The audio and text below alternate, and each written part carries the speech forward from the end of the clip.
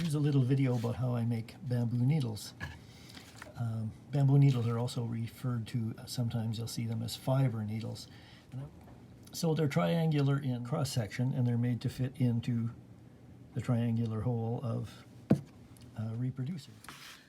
So this is the raw material I use for my bamboo needles. The very first ones I made, I just had a piece of bamboo from the backyard that had been used to hold up flowers or tomatoes or whatever for many years, and it worked fine. But then my wife was out and about, and at Dollarama she found 2 5-foot lengths of bamboo, and a decent diameter as well, for $1.50 each. So I'll have raw materials to do to make needles for a long time. And I was first inspired to do these because I saw a video by Alex Kirtley on YouTube, he just showed how to sharpen bamboo needles without a cutter, because there are special cutters. You can put the needle in and give it and cut it, but he just uses a piece of emery paper or sandpaper, and that made me think, well, I could make some if I don't need a cutter. So that's what got me started.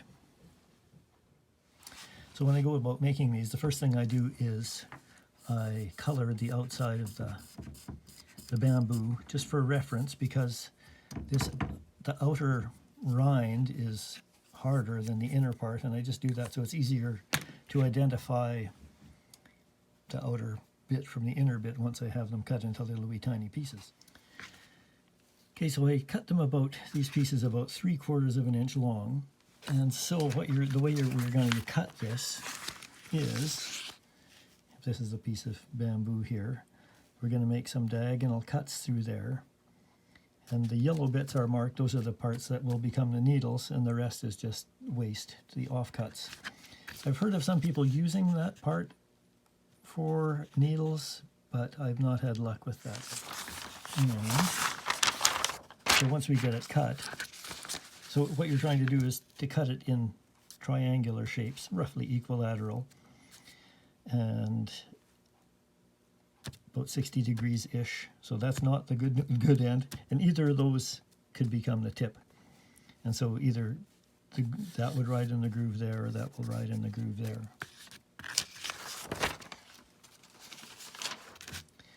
So I start out, zooming up a bit, I just take one of those,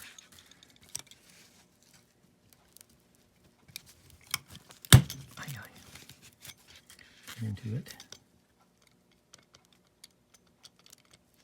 I'm trying to form about a 60-degree angle there.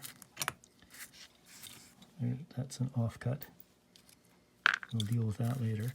And then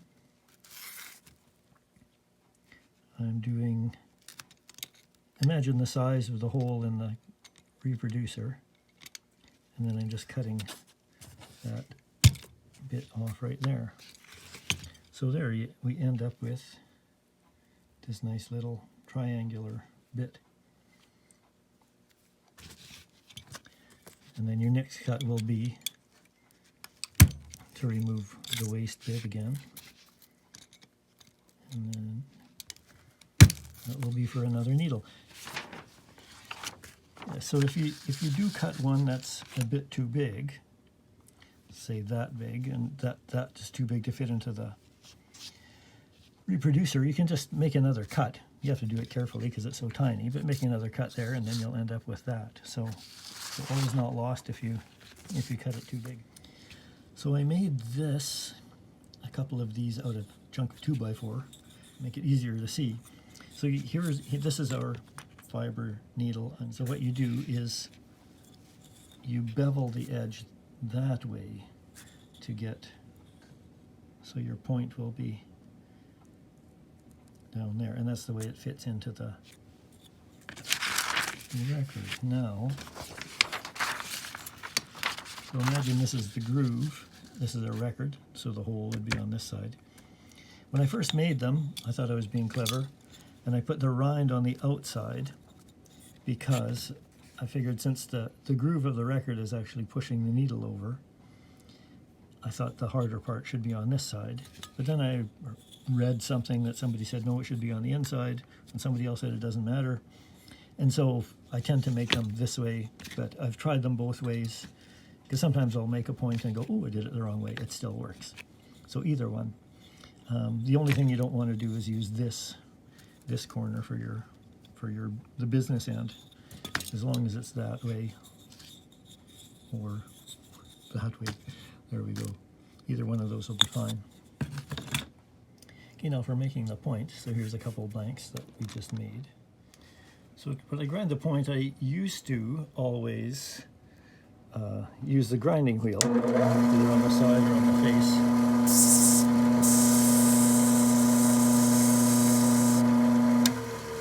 And that does a pretty quick job, but it's not really necessary. Yeah, so you don't need a bench grinder in order to make the tip. You can just use a piece of, in this case it's 220 sandpaper.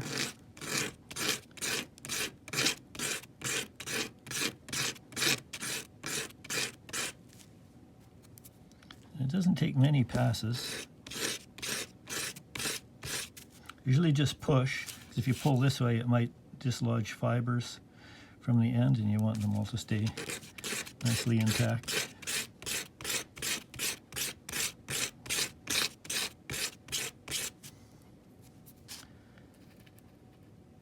That's looking nice. And you can then use, this is 400 grit. I usually use 320 for everything, but this is just what I happen to have around here. There, so that's not a bad point here. We'll see if we can get a close-up. Yeah, there we go.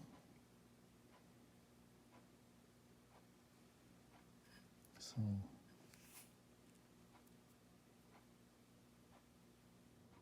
here's another little tip. When you cut these with the blade, sometimes the side is a bit ragged. There's loose fibers on there. So either before or after you form the tip, I just got it over a block of wood, but usually just over the side of a table, just to give my hand some clearance. I just give it a few passes on there and there, just to stop those errant fibers from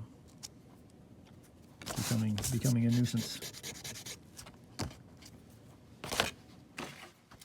Okay, so that's basically it. Let's go listen to some music. Okay, so I have just